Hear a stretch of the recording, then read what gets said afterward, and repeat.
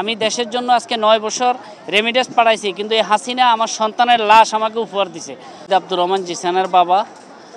আমি একজন দক্ষিণ আফ্রিকা প্রবাসী। গত 20শে জুলাই এই বৈষম্য বিরোধী ছাত্র আন্দোলনে আমার একমাত্র সন্তান আব্দুর রহমান জিসান পুলিশের গুলিতে শাহাদাত বরণ করেন।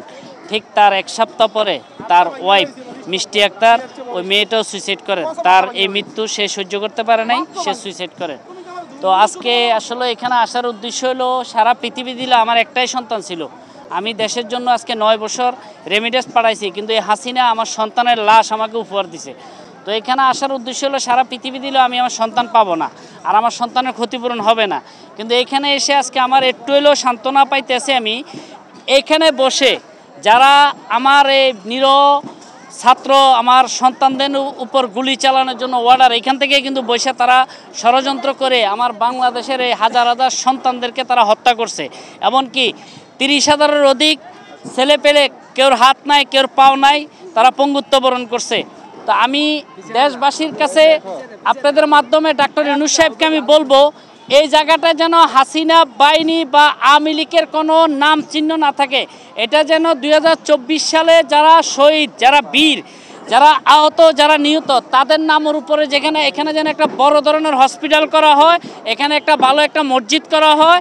আমার 90% মুসলমানের বাংলাদেশে আমরা চাই এখানে উন্নত মানের একটা মসজিদ হবে আর উন্নত মানের একটা হসপিটাল হবে। আমরা এই মোদির দালাল, এই ইন্ডিয়ার দালাল, আওয়ামী লীগের দালালদের কারণে আমরা ইন্ডিয়া যেতে চাই না ট্রিটমেন্ট করতে, চায়না যেতে চাই না, আমরা আমাদের বাংলাদেশে ট্রিটমেন্ট করব। এখানে অনেক জায়গাটা অনেক বড়, এখানে সুযোগ সুবিধা আছে। একটা হসপিটাল যদি করা হয়, আমার দেশের রিক্সা হলো হয়তো একজন প্রাইম মিনিস্টার সহ, একজন মন্ত্রী সহ যেন এখানে ট্রিটমেন্ট করতে পারে, এরকম একটা হসপিটাল করা হোক। আর আমি চাই এই আওয়ামী লীগ পেশিবাদী দালালদের কাছে, মন্ত্রীদের কাছে, যেমন আমার লাকসামের এলজেডি মন্ত্রী তার শালা মোহাম্মদ, আমাদের লাকসামের মেয়র খায়রুল, তাদের কাছে হাজার হাজার কোটি টাকা, এই যে বয়রা সেলিম, আপনারা দেখছেন মোহাম্মদপুরের একজন ওয়ার্ড কাউন্সিলর, তার কাছে 3,500 কোটি টাকা।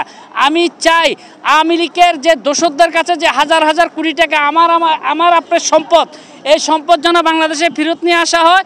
ওই টাকা দিয়ে এখানে যেন বড় একটা উন্নত মানের হসপিটাল করা হয়, আমার দেশের অসহায় মানুষ যেন এখানে ট্রিটমেন্ট করতে পারে। আর বাংলার মাটিতে আপনারা যেখানে যে অবস্থা, আওয়ামী লীগ নামের কোনো দালাল যদি কোনো মাথা চারা দিয়ে উঠতে চায়, আপনারা ওইখানে প্রতিরোধ করবেন, ওইখানে আপনারা প্রতিরোধ করে তুলবেন, এটাই আমার দাবি।